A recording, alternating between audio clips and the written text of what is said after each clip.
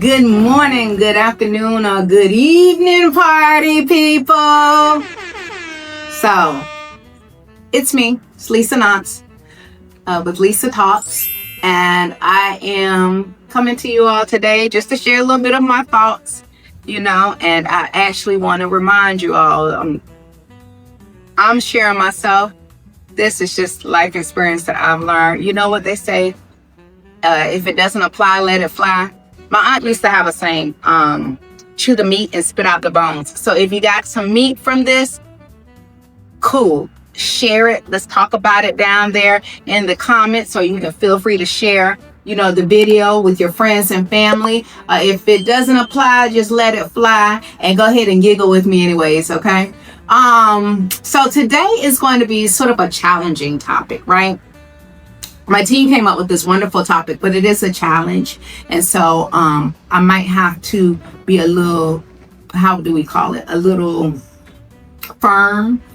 And just imagine that I'm holding your hand as I'm telling you these truths, okay? But we're going to talk about some real life situations. And one of the biggest and one of the hardest things for me to learn, but I needed to learn it, I needed to develop that thick skin around it, is how to gracefully say no. So that's what we're going to talk about today. How to gracefully say no.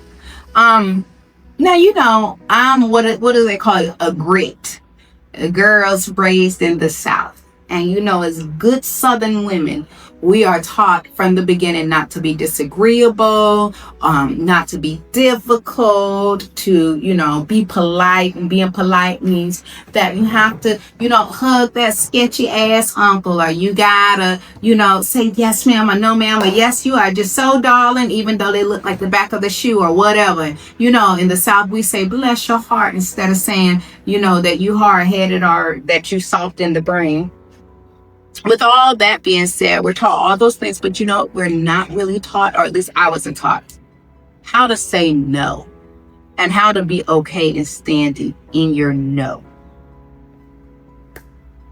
So, the first thing I want to tell you all before anything is that I suffered, like many of you, from not being able to say no. I didn't want to hurt feelings. I didn't want people mad with me. I felt like, I needed to go along to sort of get along, right? First thing I need you all to hear me say is, it is okay. Nay, not just okay. It is empowering to say no, to protect your peace, to protect where you stand. It is your duty to say no. You can't be everything to everybody. But it is going to be a skill that you got to practice, and you got to come to terms with on your own. So, with that being said, and once again, I'm just speaking from my heart. It's not something that I wrote or something that I've researched. It's just what I've learned in my life.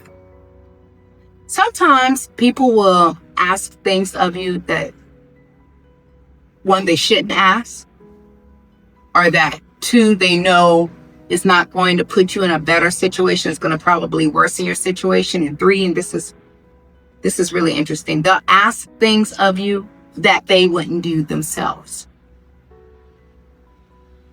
It's up to you to stand up and advocate for yourself and to say no. And here's the thing, even if you said yes, you can turn around and say, you know what, change my mind. Nope. And it's okay. It's okay. Sometimes when we say, oh, well, I don't really want to say no, so I'll say, well, maybe, and just hope that they don't, push the issue. That's manipulation. That's lying to yourself.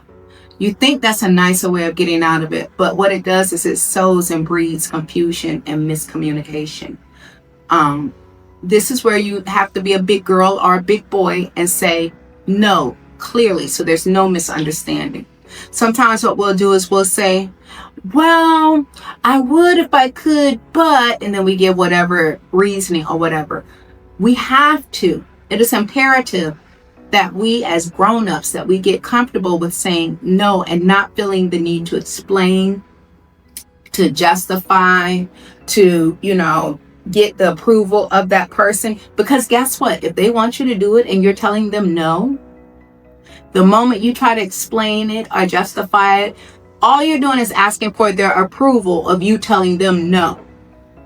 If they want you to do something, they're not going to approve you saying no. That's when they're going to come back with all of these other reasons of why you should change your mind. It's okay with saying no and letting that be a whole sentence, I'll give you a perfect example. We all have that one family member who does not live in a land of reality. And so they just automatically assume that everybody has more than them. Everybody can do more than them. So I have one family member, we won't talk about who, but I have one family member who every time something happens, he feels like he can turn to me and I'm going to fix it.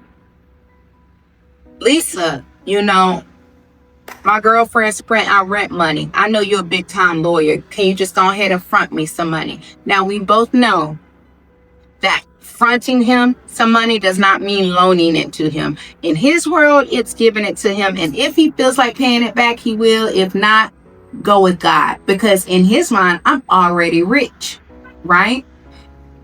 So he does stuff like that. Oh, we'll go out to eat. We'll get a bill and he'll be like, oh, I wasn't prepared for this. I'll pay you back. I'll send it to you via Zelle. No, he won't.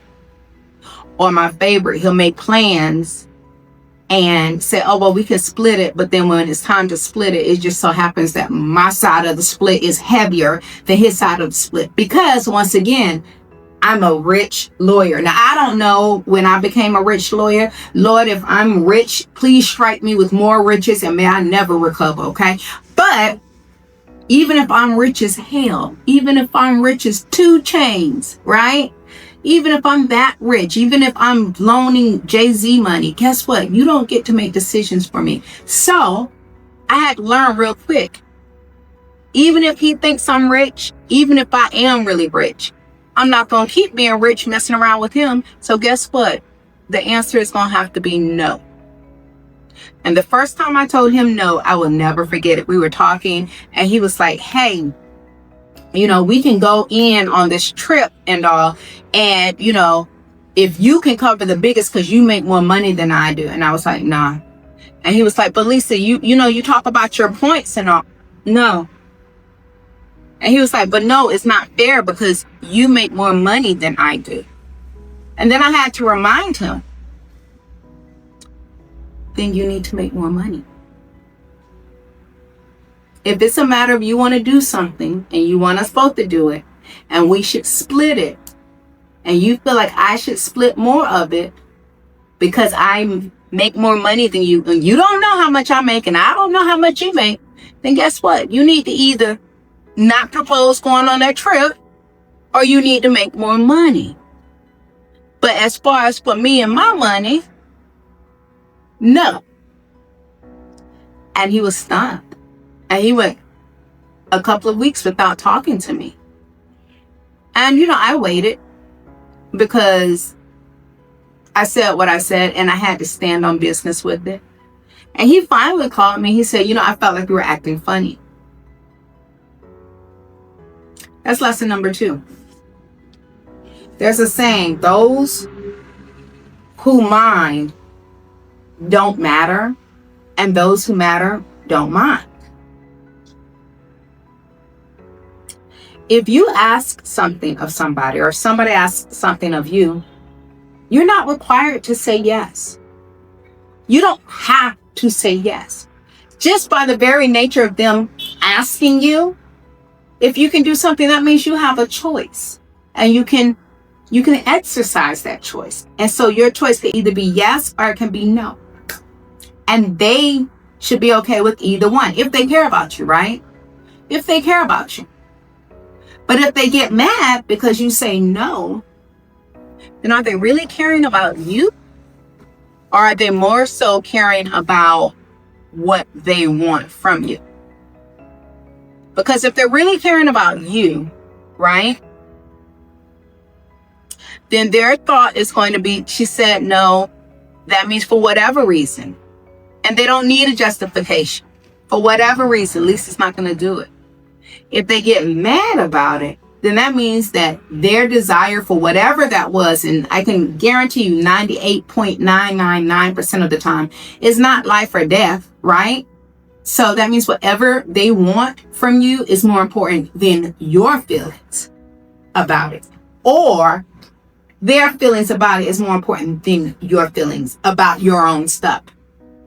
Does that sound like a friend or somebody who loves you? Or somebody who should matter in your life? That they would put their feelings, their ego, their wants before you and your best interest about your own stuff?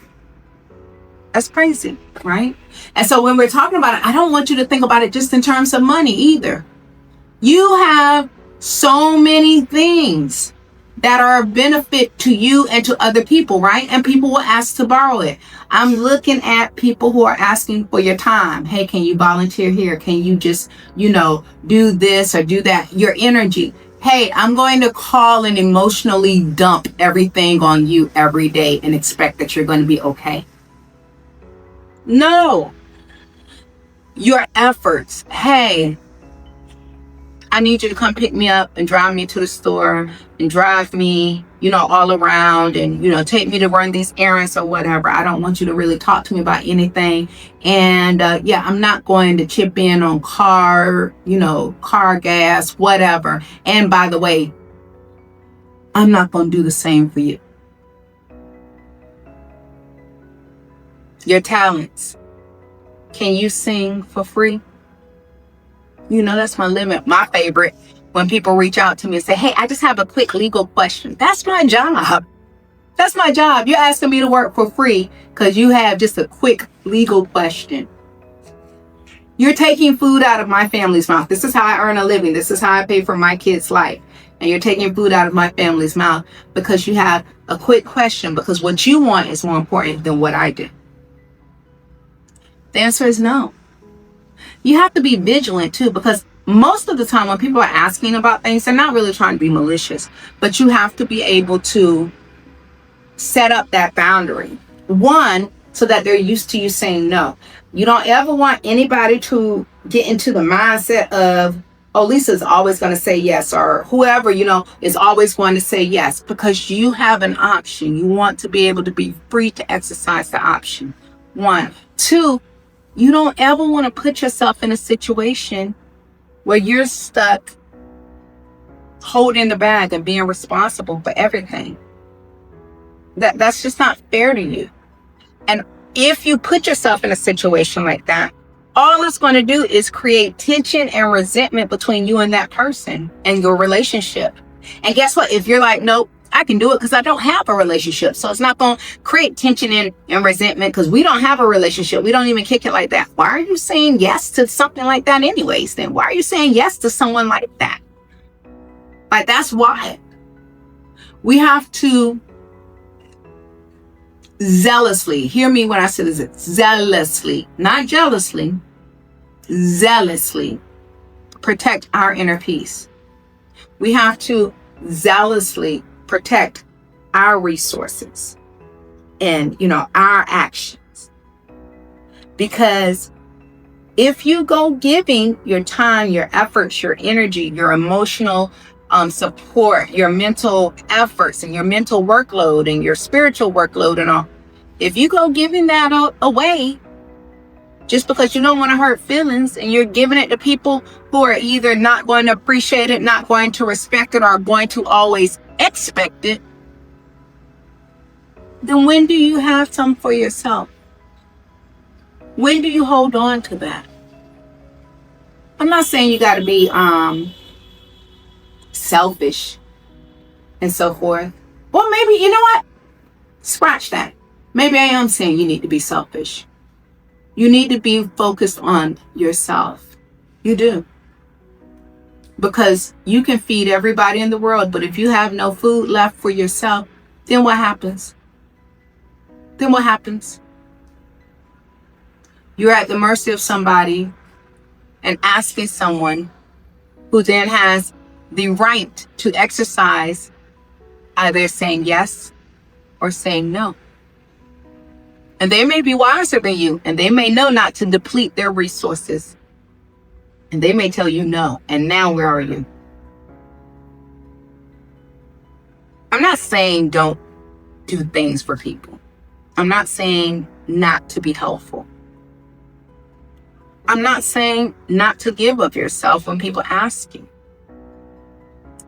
But I'm saying be comfortable saying no sometimes. Be comfortable being kind to yourself by saying, no, I don't want to put my resources and my efforts there.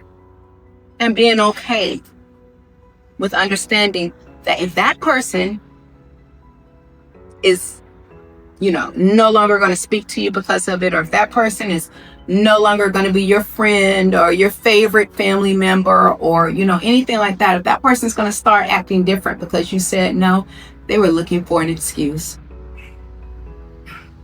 You said no to their actions, and guess what? They said no to you. And that's their right to choose. Last thing I want to talk to you about.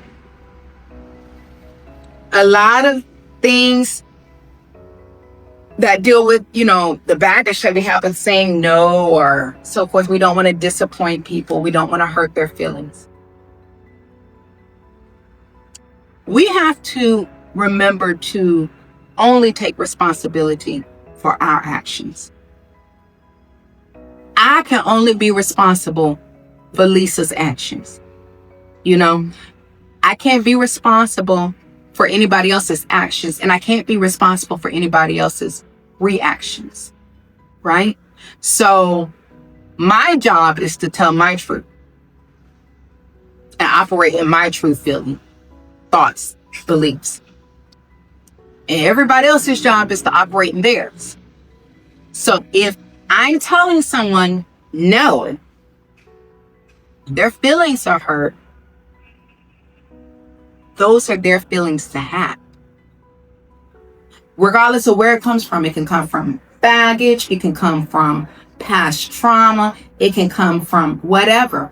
But that is for them to work out. You cannot work it out for them. You can't operate on everybody else's good feelings. You can't. You have to maintain your sources, your resources, your talents, all of those things. You can't just give those and say yes every time. Sometimes you're going to have to say no. You're going to have to say no, and you're going to have to stand on no. And you can't worry about hurt feelings. Because to be honest with you, if they're having a reaction to what you're saying, to you saying no, it goes back to, were they really that special friend or special person in the first place? And either way, that's their action, their feelings to have, and they have to work those out. So sometimes I throw in a nope, but I'll pray for you. You know why? Because listen, I'm praying right now, Lord, please don't let them do no stupid stuff. Don't have a stupid reaction, Lord. Don't let me have to go ahead and cut them off, Lord. That's a prayer. That is a prayer. So I hope that you got something from this today. I don't mind if you play it back. Go to the parts that really, touched you. If you got a part that touched you, and just start practicing it, So let me leave you. I've given you these tips, right? Let me leave you with options of how to say no. So what I'm going to do, I have a friend who's standing in the background, and you're going to hear her yell out questions, and I'm going to demonstrate to you all how to say no. Okay? Ready? Hit it. Can I please have $100? No. Can I please catch a ride to the mall? No. Can I please borrow your blue? Let me stop you right there. Nope. It feels so good. It feels so freeing. You can do the handshake. You can do the neck cut. You can do my favorite one. No. You can do this one here. You can do a Hollywood no. No. You can do it in German. 9. You can do it in what? YN. Hell no, twin. You can do it in all these different ways. And guess what? It's still no. Period. Empower yourself today. Empower yourself today. I'm going to ask you to go ahead and comment below, to share, to like. Don't tell me no. I'm your good friend, Lisa, okay? But other than that, I want you to get out there and practice. Go ahead. Every time somebody asks you something, especially the real crazy things, practice saying your no. And guess what? Those are their feelings to have, okay? All right. In the meantime, in between time, until the next time, you take care of yourself and be kind to yourself and others. Talk to you soon.